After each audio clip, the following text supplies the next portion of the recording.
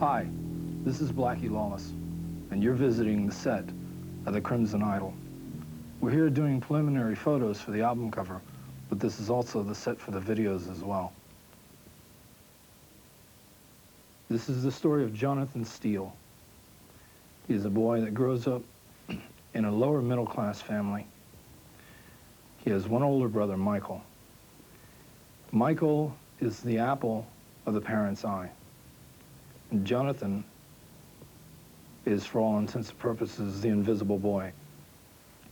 So at the age of 16, Jonathan sets off for the big city, seek his fame and fortune.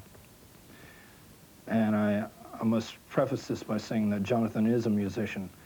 He has a goal. He wants to be one of the biggest things that the rock world has ever seen.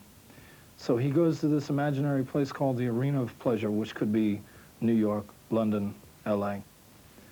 And there, he struggles for a couple of years, and he meets this delightful man named Chainsaw Charlie. And Charlie is the president of one of the biggest record companies in show business. Charlie introduces him to a world that he has never known. Charlie found that he was a lawyer for 25 years in the music industry, and he found that he could over people quicker in the music industry than he ever could in a court of law. During the course of the album, he runs across a gypsy woman, hence the setup that we have here.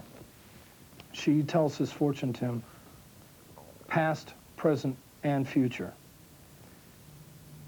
And the underlining message of this whole record is told in the story, which is basically, be careful what you wish for, because it may come true.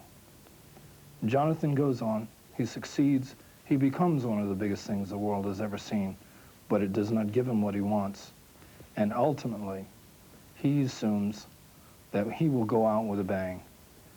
And in the finale, which is called The Great Misconceptions of Me, there's a line, he goes, with these 6 strings I make a noose. To take my life it's time to choose. The headlines will read of my demise. I am the rock and roll suicide. He takes the 6 strings off of the guitar, he winds them together and makes a noose and hangs himself right in front of the audience. And I thought that it was the ultimate rock and roll suicide, because the instrument that was once the instrument of his passion has now become the instrument of his demise. Be careful what you wish for. It may come true.